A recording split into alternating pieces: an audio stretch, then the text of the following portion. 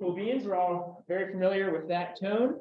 So my name's Ryan, I'm your moderator, but more importantly, we have your presenter. Oh, let me get that away. Got it. Great, okay.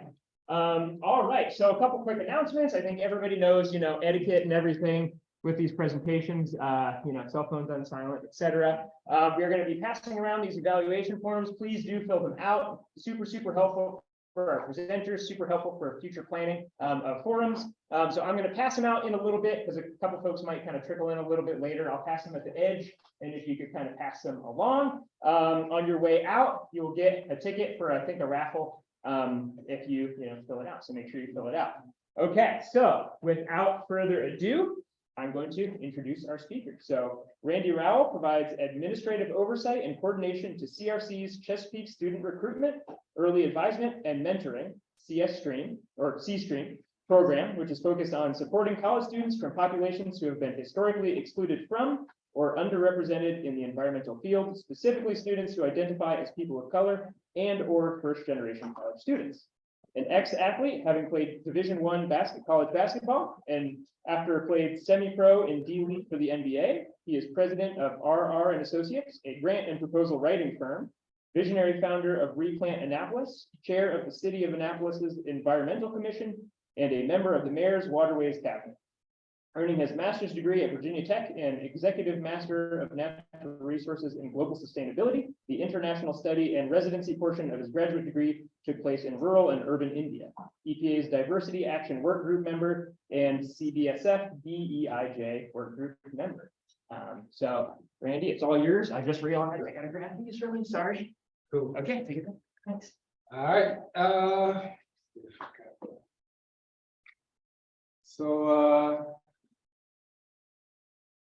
Hello. Can everybody say peace and love? A little louder. Thank you. All right. So this is kind of an honor for me to be here today. This is probably my 6th time coming to this forum. It's my first time presenting. So this is a moment. I try to make my sessions fun. I'm an ex-educator. I taught science and mathematics in the school system, 9th grade for 6 years. So on that note, how many people here, okay, who can tell me what they want or think they're gonna get from this session? Anybody? And I got prizes too. What do you think you're gonna get from this 60-minute session that started a minute ago? Anybody, what you looking forward to? Think you might get inclusive events. Excuse me? Create inclusive events. Okay, there you go. Anybody else? Eager to throw this in the back. Anybody else? What do you think you may get from? Huh? Okay. Oh. Okay. Anybody else want to test it? Okay. Me? Yep. It says how to, so maybe do's and don'ts, like maybe some things to watch out for as well. Like,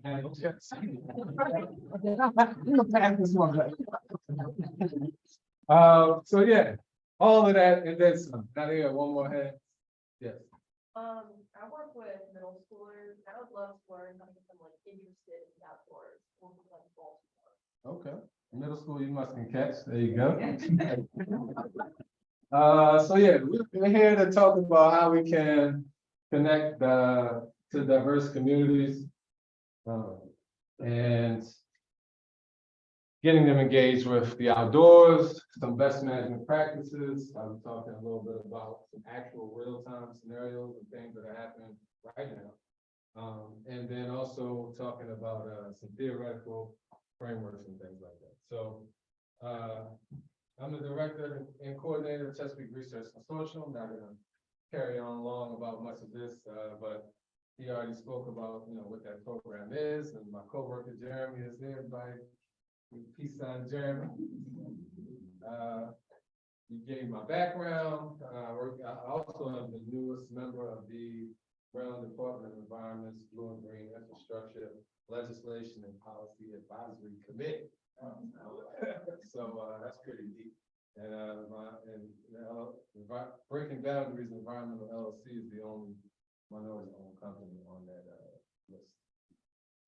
So all of that to say, it's a result of what, how engagement is, and how to make this engagement a little bit better, a little bit easier. As we all know that, engaging with more diverse communities is a big part of our sustainability efforts, and preserving our environment for the future. So the goal here is to really understand what community engagement is, what the processes are, how some of these processes relate to principles and climate change, and community engagement, as well as how to develop community engagement efforts in some underserved communities, or any community, and some best practices around green infrastructure development, around planting trees in this case. So I didn't expect to have this many people here, so that's great. We may not get around to get to know who everybody is, but I feel like that's important. So let's figure out how I'm gonna do that prior to learning an exit ticket where you all can tell me a little bit about who you all are, where you're from, and what things you're into. So, but I will do this. I will call on a few people that I do know to just say hello, that are here, starting with my man in the back. Right on. My name is Carlton Burns. I work for Chesapeake Bay Trust. I'm a program coordinator there, outreach and education team, support many different programs, and we also have many different funding opportunities as well to try to get resources into the hands of community members to empower them in the Chesapeake Bay region. Awesome, and awesome. And my friend Rowel in the back. Hi, everybody. I'm Noel Chow. I'm with the Watershed Stewards Academy. And I'm the Director of Education and Equity Initiatives. And Randy actually trained with us at the Watershed Stewards several years ago. And Yeah, I didn't mention that, but yeah, class 7. Awesome. And lastly, is anybody here that is not from the DMV area or out of the area? Yes. Pennsylvania. Okay, Pennsylvania. We already have- Pennsylvania. You already got it. Yeah. Yes. I just left the DMV 3 months ago, and I'm in West Virginia. Okay. DWV. Ah, okay. Yes, okay. Okay. I'm gonna have to check the DMV registry. And I think Pennsylvania, right? And West Virginia, it's got the V in there. So. All right, so much of this work that I do around creating opportunities or access or funding allocations and grant writing, things like that, is much to do around this new conservation bill that just passed in the Maryland Finance Act. If you haven't heard of it, check it out. It's a lot of opportunity, funding, resources, a lot of opportunity there to find backing for funding for some of these projects that you may be thinking about doing or interested in some of these communities in regards to community development. One thing I specialize in kind of is figuring out how to create environmental justice outcomes from environmental justice communities. And environmental justice communities basically just consist of communities that have issues with historic, well, I say that. But does anybody know what can give me some document about what environmental justice is? What is environmental justice to you, or by definition, what do you think it is? Anybody heard of the phrase? What's up, Barry? Yes. I would say that environmental justice is the process of reckoning with environmental injustices that have happened both historically and contemporarily. Typically in communities of color, but also when low-income communities that don't have the capacity to advocate for themselves as much, or don't necessarily have the not in my backyard mentality or funds to have that mentality. Good. We'll pass that. Yeah, that's worthy. And yes, you're right. And more specifically, it is an opportunity. It's an opportunity to, create opportunities for careers, whether it be through environmental career engagement, things like that. But it's an opportunity to bridge some gaps there. So what is community engagement? I got 2 more pens left. I got 2 more questions. So who can tell me their best somewhat idea of what, remember, I mean, it's not gonna be perfect, but what do you think it is? What is the community engagement to you? Yes. I think that it is creating sort of transactional relationship where both sides benefit. And I mean, in the context of my work and a lot of people, I'm sure we work for an environmental nonprofit, you need to develop a grassroots constituency. So you need to make connections with communities and get people who, can be allies. But it means that you've got to provide them with something like value for themselves also. Perfect, yes. Debbie, you want over? No. Okay, there you go. Yeah, okay. Anybody else? Yes. I think, community engagement on a certain level is meeting people where they are. Absolutely, yes. Very important. Another part of community engagement, I just throw this in as very important is language, right? How do you spell white? Everybody at once, say it with me. How do you spell white? W. How do you spell white? W. How do you spell white? W. What do cows drink? Milk. Water.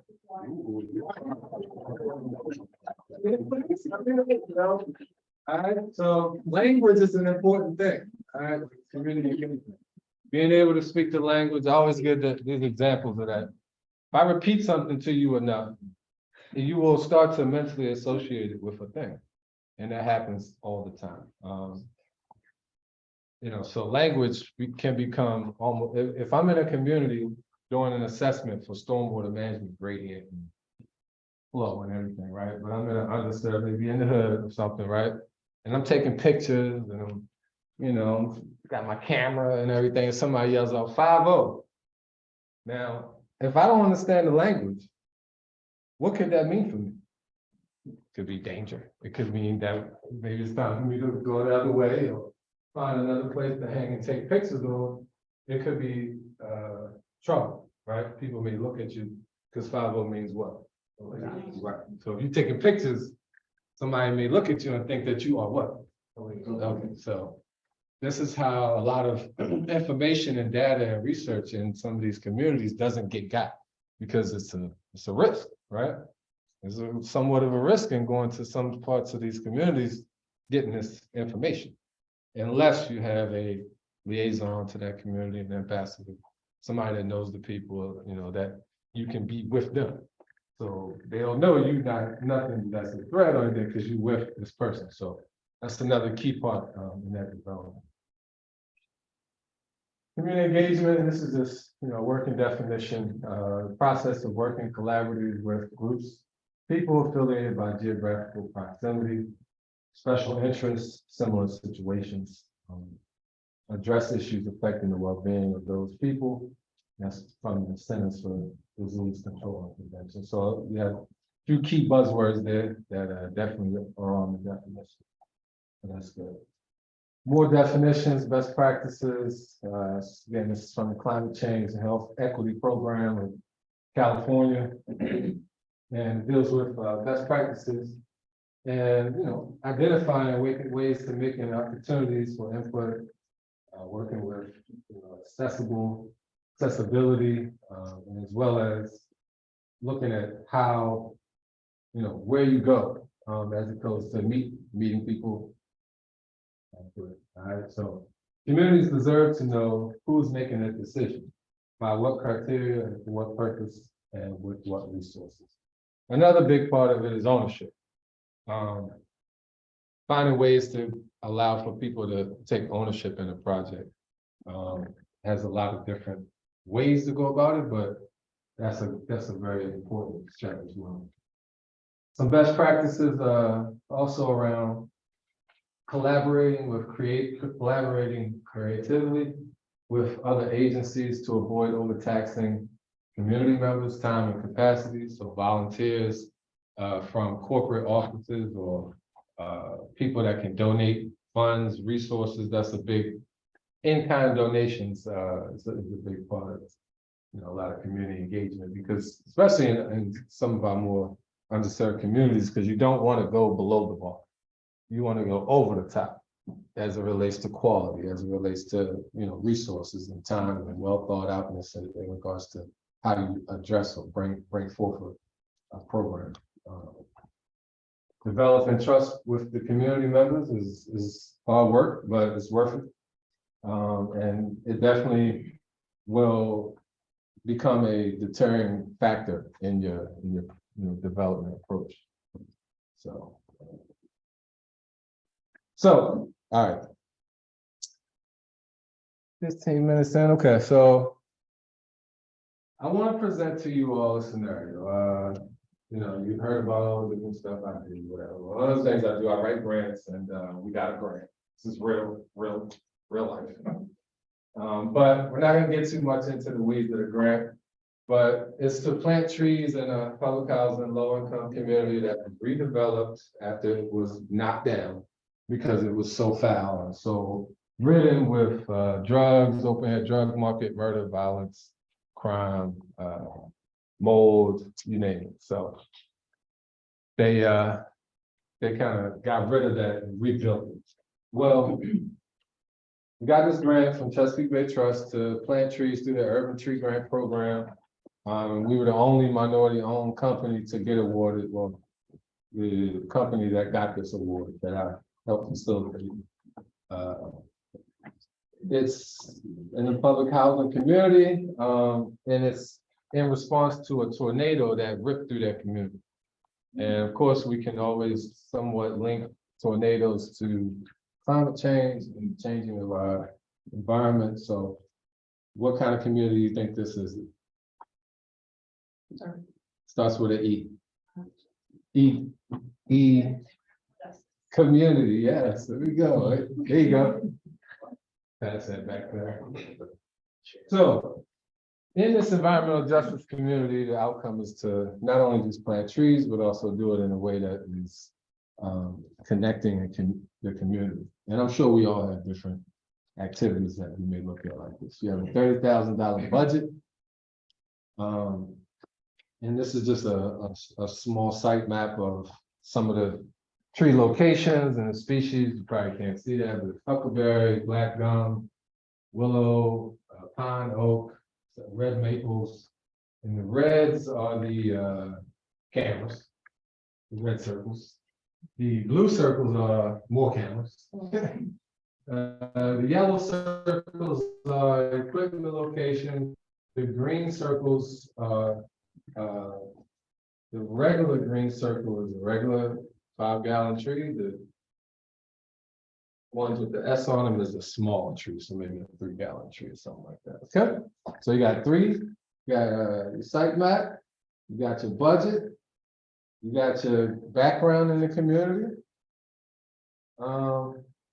What are you guys going to do to plant these trees in a way that is engaging to the community, thinking about some of these different best practices and even your own life experience? Okay, so yes.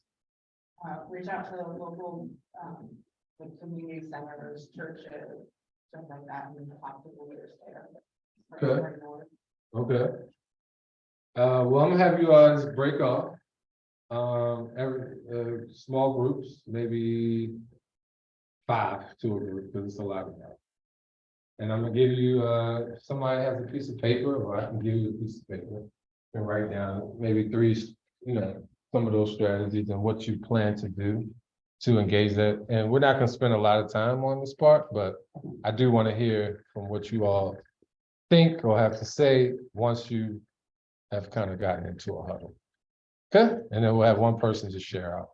So we'll say this 5, this 5, this 5, this 6, that 5,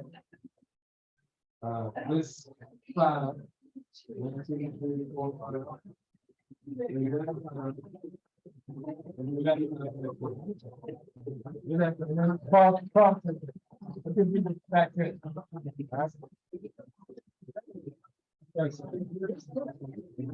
Yeah. I'm literally dropping a little bit. I'm trying to be live, so I don't get.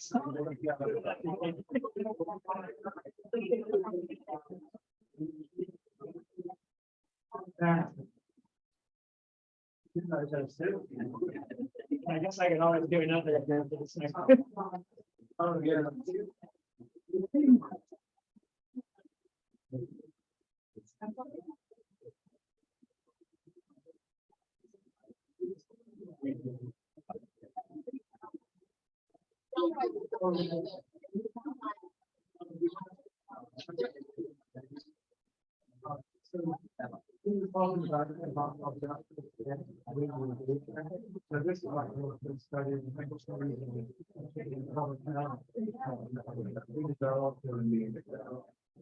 So we said like, look,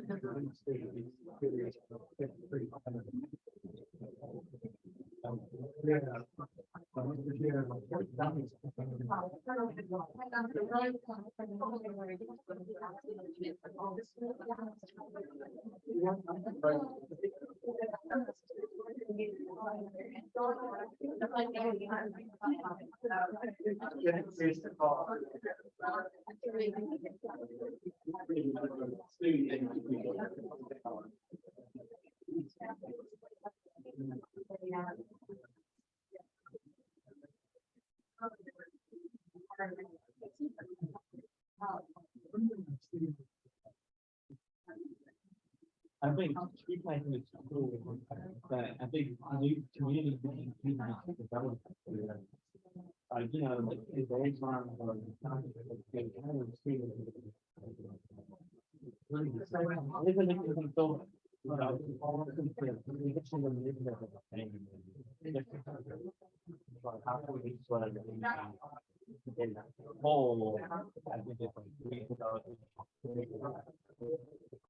Mixed with nature.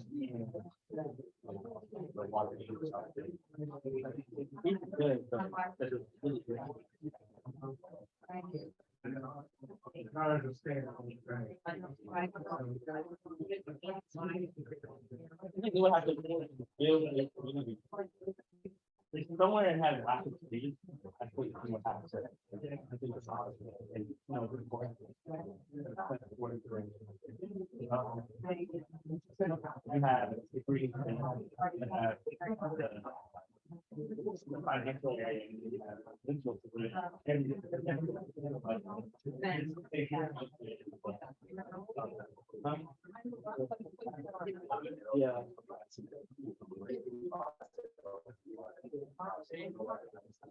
yeah.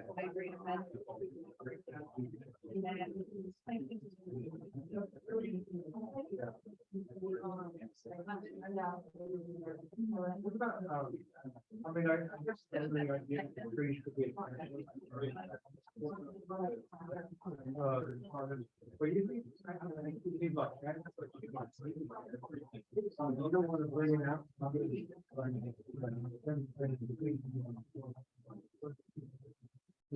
Yeah, I think it's a clear, yeah.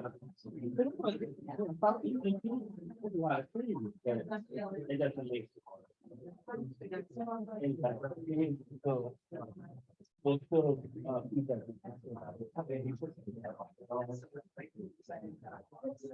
they're not gonna long.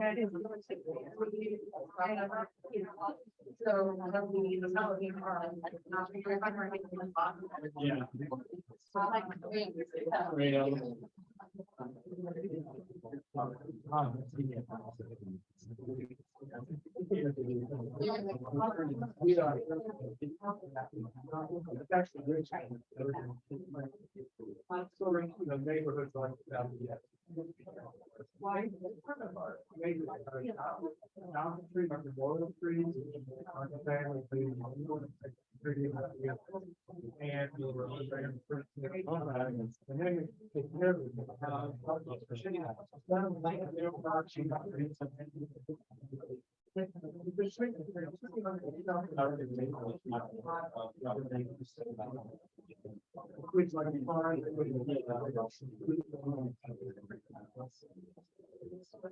Also, we got on that community back.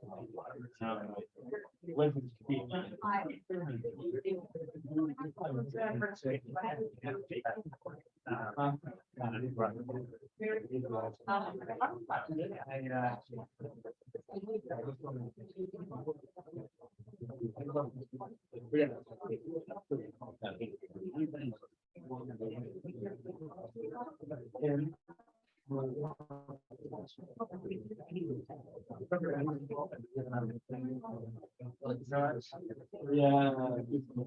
Then that could be, right, that could be a economic.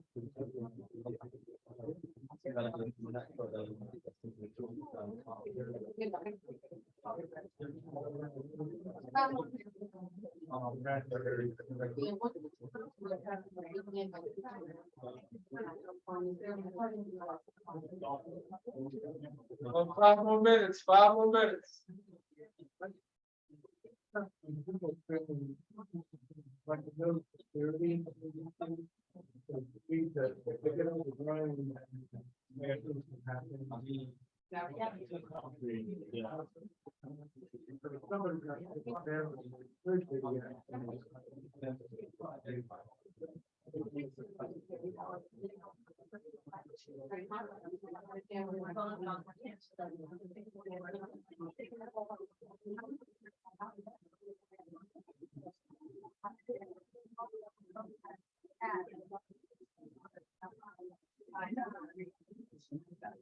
Well, and all those you can hear when people.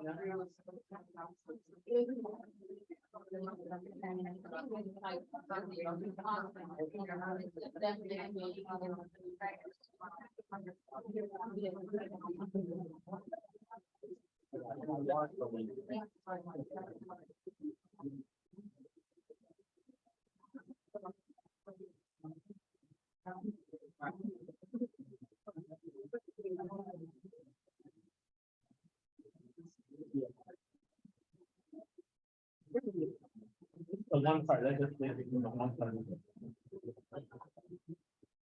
Where are folks?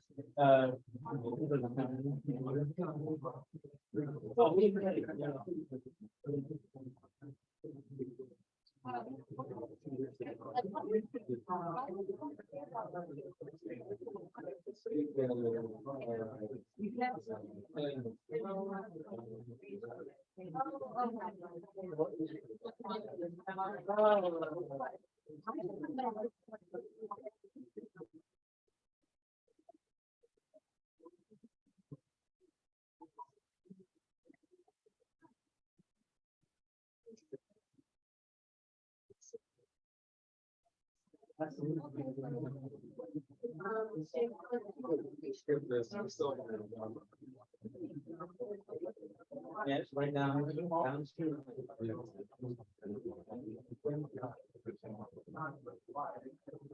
So you're asking us, are you plan on how to kind of do these calls or? It's.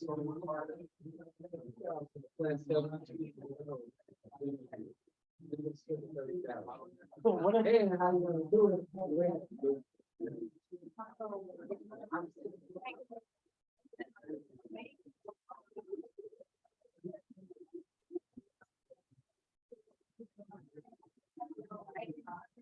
It's like, it's just plant tree work.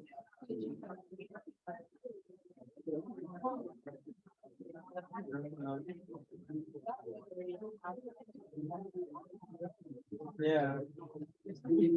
And, but especially if they're in without the, you know, maybe cheaper, that's like, it's great, but that's like, else that would be. How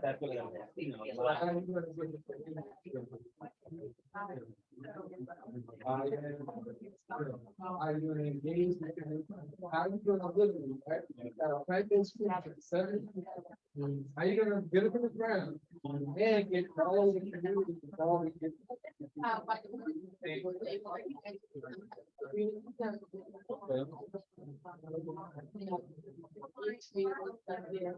Talk to them with it, and we're gonna have somebody share. We got about 2 more minutes.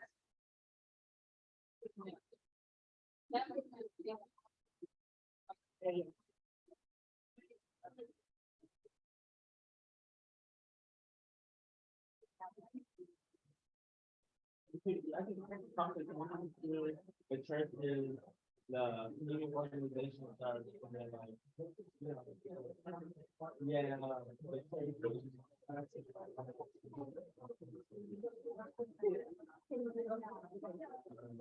All right. If you hear me clap once, hear me clap twice. Hands up, mouth shut. Hands up. Hands up. All right.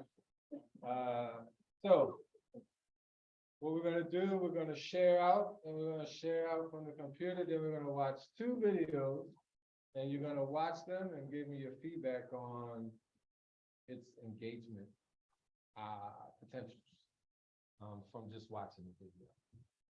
Because I feel like real life examples are the best way to teach somebody something or just introduce them to a concept.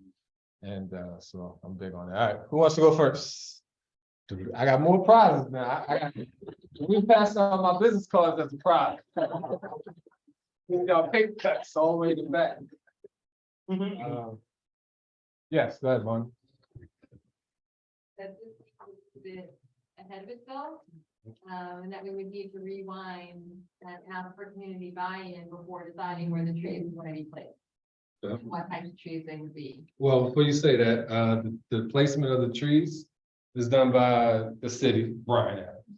But you know, he determines where the trees are planted, the forester for the city, in partnership with the housing complex lands.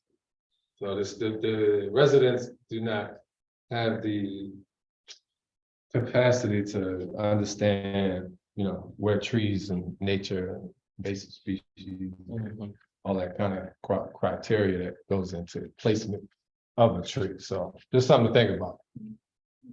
But they Like could. there'd be opportunity for input for the community with those people. Absolutely. Not only that, but you can have, say, out of 70 trees, you want to do 2 of them that are specially placed, you know, in honor of someone or legacy or something like that.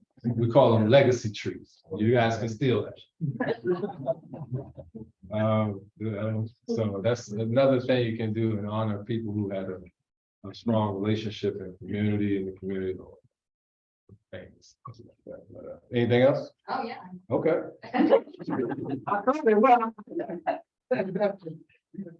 Let's do that.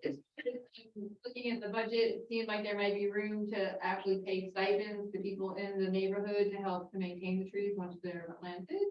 Okay. Finding local champions within the community that might know about trees to help bring people in to understand what's happening. Hold events with food and music and make it fun to educate the community as to the importance of the trees, emphasizing the benefits, the health benefits as relates to asthma and COPD and things like that, lung issues, that they will help with temperature control, just essentially, you know, basic education and to educate the children separately with the adults so that their messages are going to both and making it fun. And addressing safety concerns of how the trees being planted up front before they actually go in. Very comprehensive. Thank you. Who wants to go next? Go ahead. What's your name and? It's Bella, Okay. and this is not near as comprehensive as that, but so we first started with like reaching out to schools and maybe like an environmental science teacher or a club, something along those lines, and then the homeowner specifically, since it's already in this designated community. But then we thought more broadly, and along the same lines as you, to have like a community event, because tornadoes have just come through, like that's a pretty dramatic event in the community. So it's an opportunity for them to learn more about the project, give input, and then also just build community like within their own space. And then we were thinking that could partner with like FEMA or some other first aid organization that's come in, and having a local community person, whether that's a teacher, spiritual leader or something along those lines. And then giving them the opportunity to discuss product ideas, like what types of trees they want planted, or involving them in soil testing and just teaching them, getting involved. I love it. Good job. Thank you. Shout out on that, Eric and Amanda here too. Good team over here. Yeah, I felt that. I mean, I would love to have something to say about it, but that was great. Like, the 30,000, okay, well, I'll wait. Anybody else? Next person. Yes. I'll just add, because everyone sort of said similar things to the group that I was in as well. But working with another organization that has possibly already done work in the community before, whether that organization be environmental or not, is really important, because there's intersectional approaches to these issues as well too. And making sure that you're getting involved. So if there are other community meetings happening that don't necessarily relate to what your concerns are, what you're bringing to the table, like go to those meetings and hear what the concerns of the community are. And it might take a couple of meetings before you feel comfortable even bringing it up, because becoming a familiar face is really important, so that you build that rapport, whether or not they know you're there. So if I'm hearing you correctly, you said that ownership and involvement and making people feel a part of the project is important. Very much so. You gave some weight, I guess you can do that. Okay. That's definitely very important. In fact, it's really a deciding factor in some of these types of developments. Because people who already have somewhat of a distrust for certain systems, then it makes it that much more important to reverse that and have the actual opposite. So, counter chess match. So people, the decision makers. Well, okay. Anybody, next person? Yes. So we had a lot of very similar ideas about you need to have that community buy-in and really like collaborate with them on what they want to see going forward, because it sounds like the trees are being planted. So figuring out what do we want to do going forward. So really collaborating on like the maintenance plan. Do they even want to help maintain the trees? Is that something they're interested in? And we talked a lot about like how to go about those conversations and like giving stipends and like food, all that.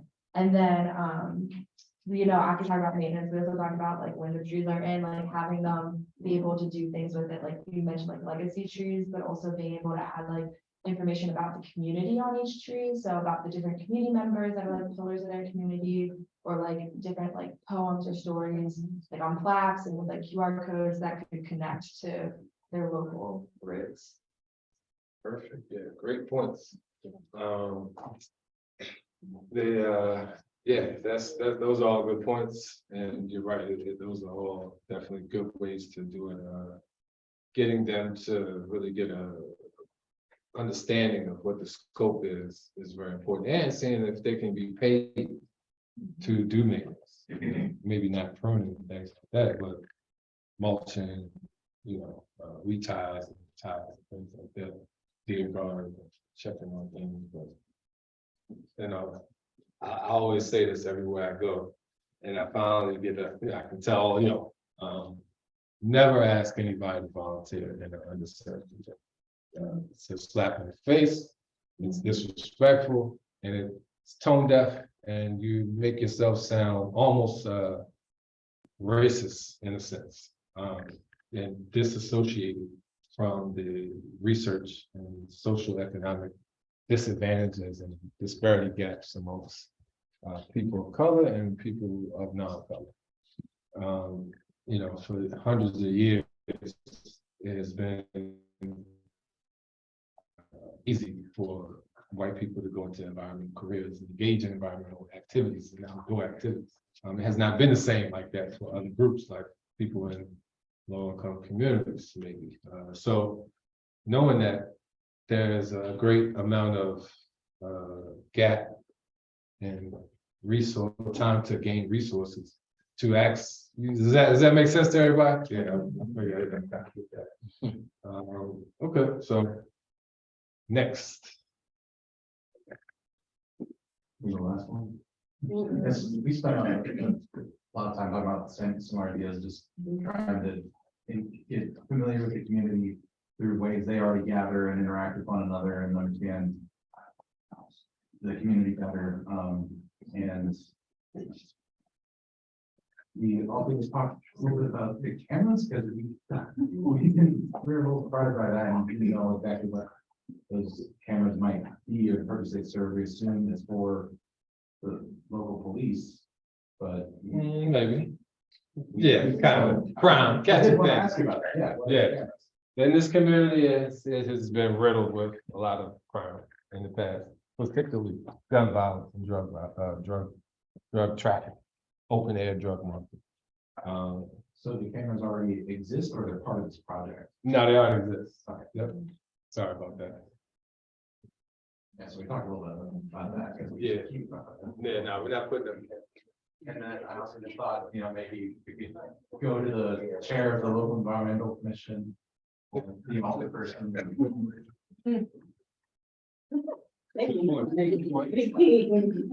Good point, or staff with a program, somebody like that. But yeah, good points. So did you have anything else to share or anything you noticed? Good. One of we said a few of the same things that have been said already, but one that we haven't touched on yet is trying to redefine what we think of as environment when we're doing environmental work and realizing that it doesn't just mean like nice natural settings like we have out here and whatnot. And just keeping that front of mind when you are doing the outreach and you are trying to identify, community liaisons and leadership structures that already exist that you might be able to work with to try and develop that community between your organization and the existing geographic community. That was a note. And then also being engaged and involved over a long period of time, not just for the duration of the project. Good point. So you're speaking long-term empathy versus short-term sympathy. You can use that. It's a big practice, it's a big issue. That's the challenge, right? Even bigger than that, and I talk about this a lot. A lot of people are willing to give money for planting trees into a community, right? Or doing some kind of environmental restoration project or things like that. But how many people in companies and funding agencies are really willing to invest in just the quality of life of people in those communities, right?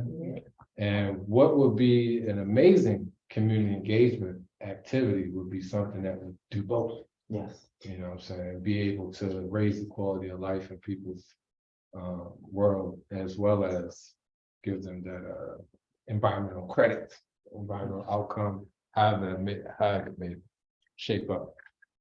So, all good points. Anybody else? You just had a question. Sure. So it seems like the trees are concentrated in that one area and that kind of an angle at the top. Do they have like a green space where they like a play area there or? To the left of that, there, that whole triangle. No, this is just street. This is behind people's houses, it looks like. So this is kind of like a field. It is a field. Yeah, so this will be the back, this will be the backyard of people's house. This is the front of the street. Does that make sense? But in the triangle, that's like a green area, like a grassy area. Yeah, right here. This is all grass. Yeah. I used to live right there. Because I was doing a project in this community, right? And I was leaving one day, and one of the kids said, I was like, see y'all later. It was a Friday. They were like, man, whatever, Mr. Rowell, you leaving? I'm like, what you mean? I'm leaving? Yes, I'm leaving, going home. They were like, you don't care about, they were trying to say like, basically, they're gonna miss me, you know what I'm saying? Because Monday through Friday, I'm giving them food, I'm giving them opportunities, I'm taking them places, I'm in their head all day long, you know what I'm saying? Sports, all that. But when I leave for the weekend, just from Friday to Sunday, they know a lot of them is stopped. You know what I mean? Even just something simple as snacks and food is gone, so they were like, so I was like, oh, damn, I'm gonna move in the community. So I contacted the leasing office. I said, I need to live here, please. Where can I stay? And that was where they put me, 240 Cole Drive. And that was that. All right, so good points. I got a few minutes left. I'm just gonna show you these quick videos. And then we will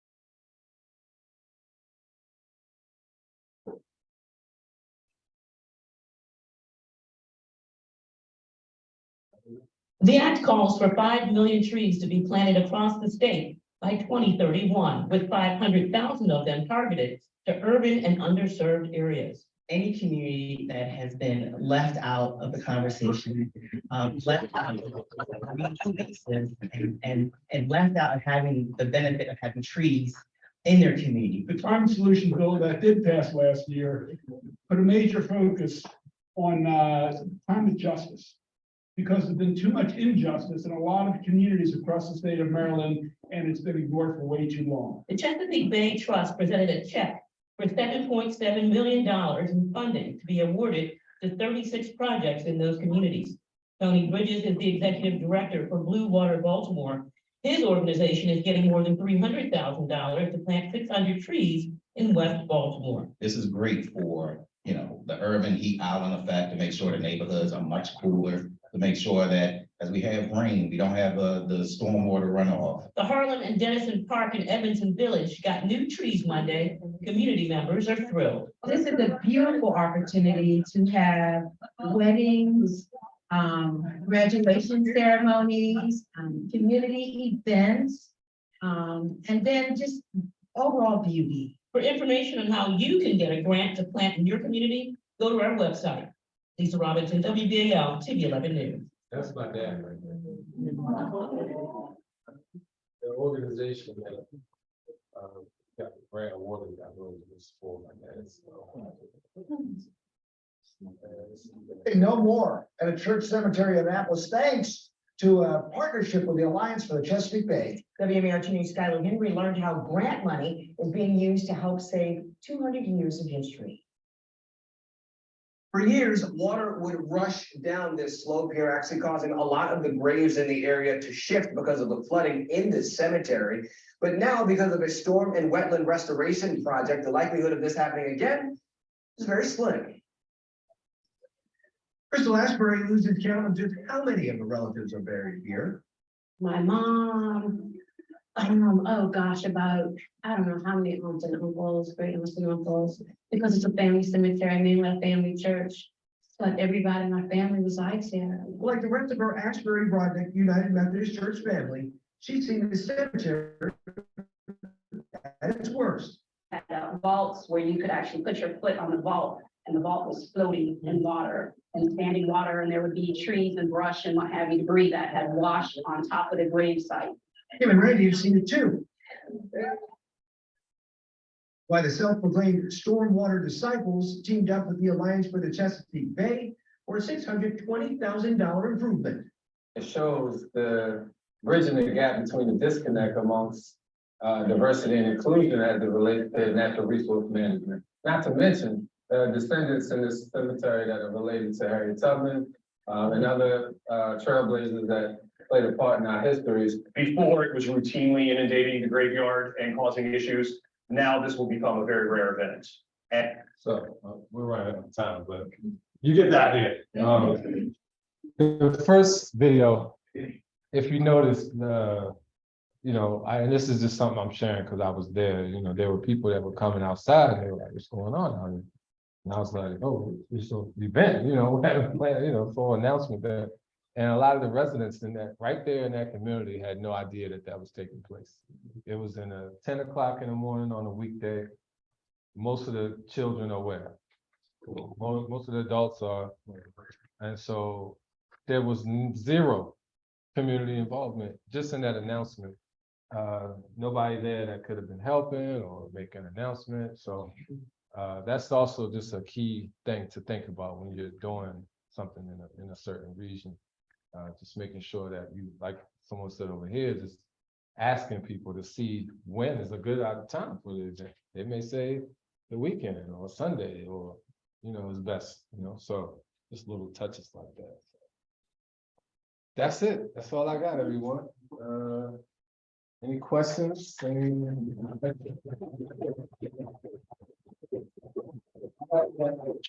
business cards here, if anybody wants to grab one, if you want to take one to stay in touch. I think, Yeah, we've got about 10 more minutes left for questions. Okay, cool. Yeah. Yeah, so questions, please. Don't have any more pens. And remember to do your evaluations, for sure, yeah. So it was great hearing everybody's ideas about ways to reach out to communities of which maybe we are not part of ourselves, but I want to hear, and you made a very good point about the importance of winning volunteer work. Do you have any other key points that you would recommend from your own experiences that we need to keep in mind when reaching out to any community that's different from what we're most accustomed to interacting? We are not the experts in any community. They are those in that community. And so things like asset-based theory are something that I just want to really master as far as the theoretical framework that you can use for community engagement. Asset-based theory just really speaks to identifying resources in a community before you come in and do an activity. And that could be any community, it could be academic world, it could be school systems, it could be community residential. So always think about that, you know, doing an assessment, right? On where some of these boundaries lie at. Another big thing is also looking at the historical and cultural context for each community that you're about to work in. I mean, I could give you tons of examples, right? So, you know, I grew up near the Naval Academy. My dad tells me stories of back in the day, how the Naval Academy employed a lot of Black people. And, you know, this was at a time when Black people couldn't even be in the Naval Academy, right? So he said that in his household growing up, his whole life, everywhere in his whole house, they had Naval Academy spoon, Naval Academy plates, Naval Academy sheets, Naval Academy underwear. Okay? And he used to always wonder, why we got all this Naval Academy stuff? Well, the Naval Academy used to regularly give out items to the community, steaks, lobsters from the mess hall and things like that. People would take it and it was like leftover, kind of like how Whole Foods does today with some of their leftover bakery and stuff. But, you know, just those kind of touches in regards to engaging with community. Very important. Another theoretical framework was the theory for community organizing. And the theory for community organizing, both of these out of public health, will definitely get you to that point in understanding how to engage with communities in all the ways that we just spoke about today. And there's a session tomorrow at 3 o'clock where we're going to go into both of those theories more in depth. So I'm sure you might want to be there for that. Anybody else? So the project that we just used as a case study, is it finished? And what community strategies did you use? It's not finished. It hasn't quite even started. So to say, we just got the award and you saw the announcement video. Where they announced. So we should be starting probably the next fall, winter, spring. We'll be implementing that. And some of the strategies that we're implementing with this project are all of these. We also doing some different things where we're going to possibly look into engaging with some African drummers and you know, some cowboys, things like that. You know, having them come and set up when we do the planting. So it would be like moon bounce, vendors, the whole nine, food, local community, local politicians, county exec, mayor, all of them, delegates, senators, all of that. As well as with the community. So we've coined 5 members of the community as our volunteer committee, and they are in charge of coordinating other groups. Why? Because they have the what?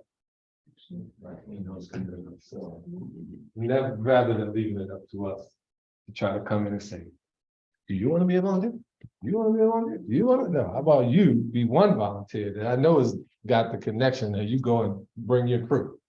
And that's a good practice that works well in these arenas. Anybody? Yeah.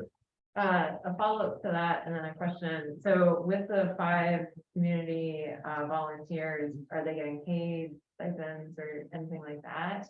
Absolutely. Excellent. Awesome. I'll say that with my chest. Yes, they are gonna be paid. They better be paid, handsomely paid, and that's gonna be out of the grant. So it's not coming necessarily out of anybody's pockets. But yes, that's a big, we advocated very heavy for that. And honestly, they were not very receptive to the level of, you know, compensation that we were thinking of doing. They actually cut us in half on it. You know, so again, that just goes to show you, right? A company is willing to cut that. They want the trees planted, but we're gonna cut all that out.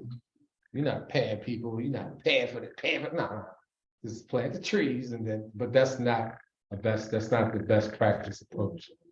And so they've identified some other outreach grants that Chesapeake Bay Trust is basically saying we could apply for that and apply there type of thing. So yeah, good point. And then the question I had is how to balance, I think we have a urge in our community to educate, and is this the right space to keep educating around values of trees, et cetera, or do you emphasize more community celebration or other? They go hand in hand, and good engagement is going to do both.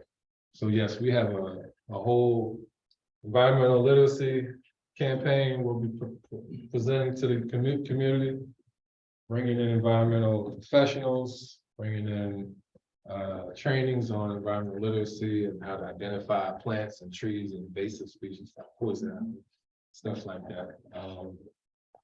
So yes, that is still a thing, and in fact, it's a big thing because, you know, Maryland is the first state in the country to have a mandate for environmental education and environmental literacy. And so it's a mandate through the public school system, but it trickles over into the community. It's hand in hand, right?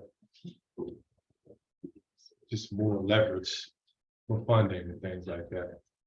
Anybody else? I think we got time for maybe one more. And if anybody online has a question, slide through my DM, chat, hit me up in the chat. You know, type of one in the chat if you can hear me.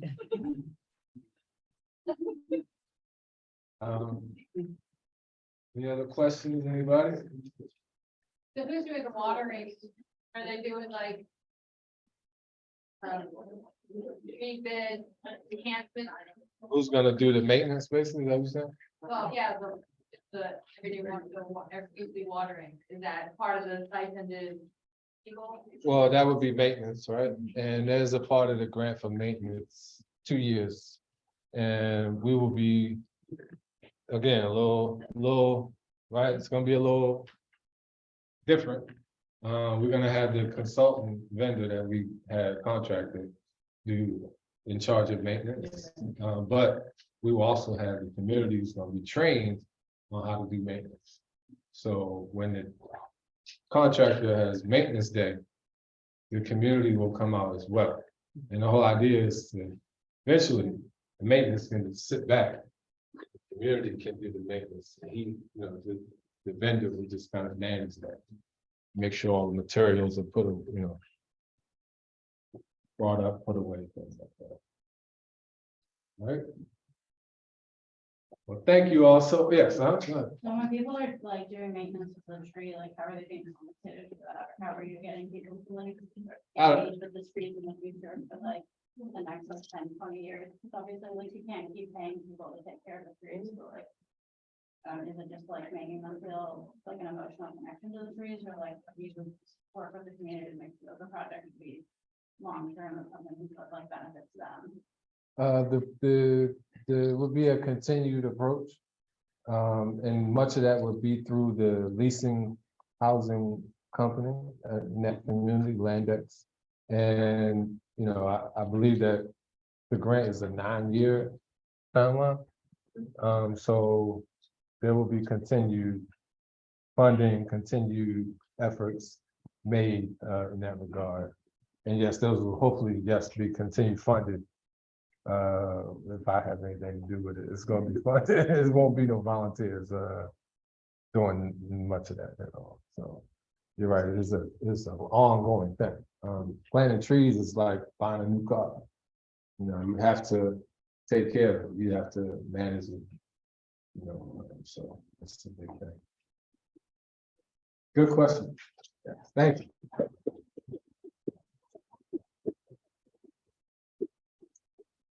So on your way out, I'll create you that evaluation for a raffle ticket. How about it? Thanks, everybody.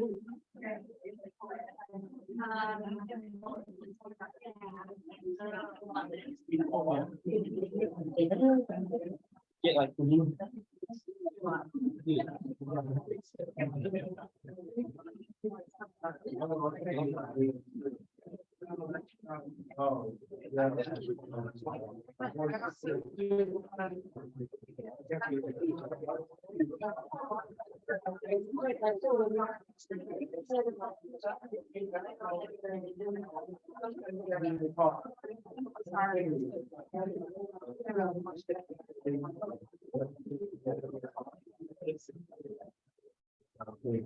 yeah.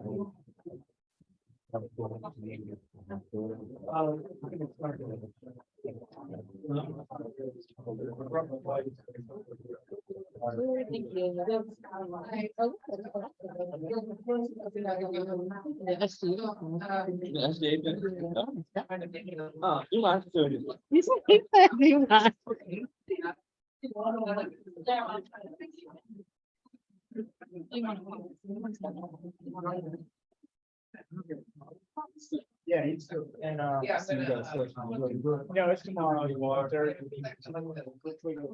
was like, you never know when you go to some of the, you're gonna learn. Yeah.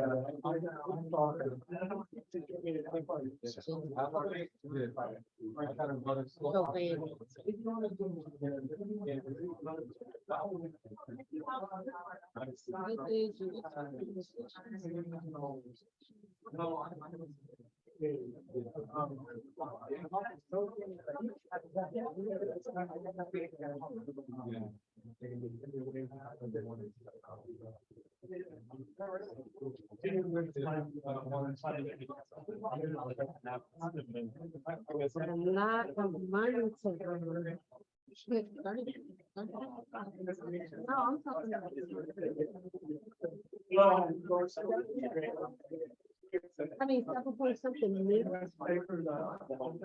one that was 7 point something new.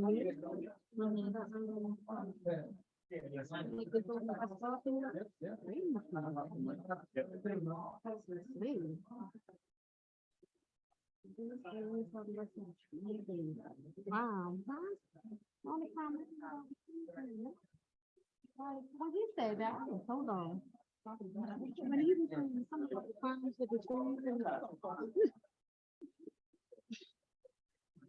like,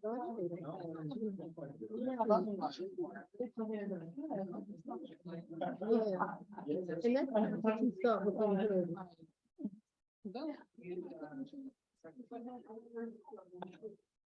Right, because they can be pissed. I think you should start somewhere else besides trees. How you gonna plant a 7 point something $1 million tree and you got 20 abandoned houses? That just to me, like. I didn't. Cause the white man, he wanted to read our stuff. Cause we was. we like-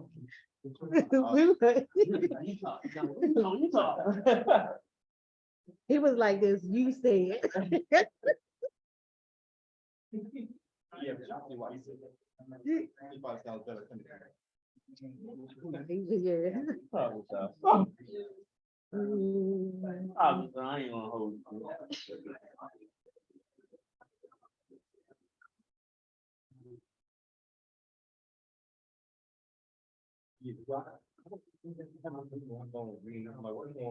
Yeah. This whole time I was coming up, they've been charging. Where I put my name at? Oh, it's a styling thing. Demetrius, you don't have to fill out. I don't know what you want me to say. I was whatever you want that.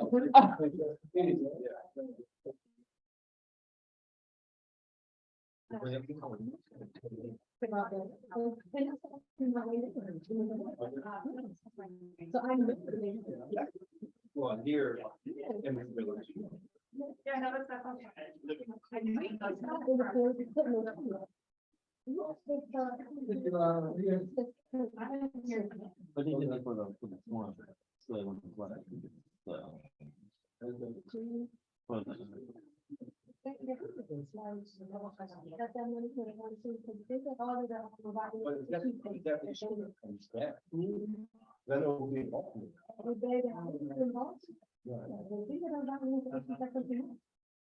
A lot of evaluation come from the way the house. Appreciate it,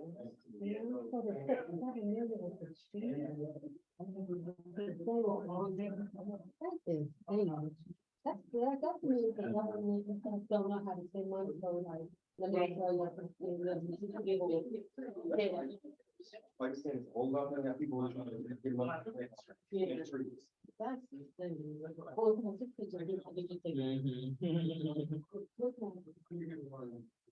It's on reality. Not. Where's that?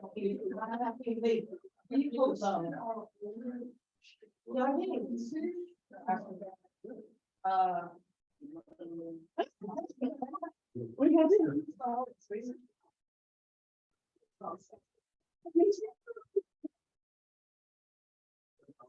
All right, you're at your email. You want to put it in here? No. Curious. Oh, I might have the perfect amount of tickets. It's a sign. I think it's after the, or maybe during the. I can't remember. It's been a couple of years. Yeah. Thank you. Oh, great. Here's the right. Okay, now. Then I'll read all. I did. Good. Hope you download. Yeah. Oh. Then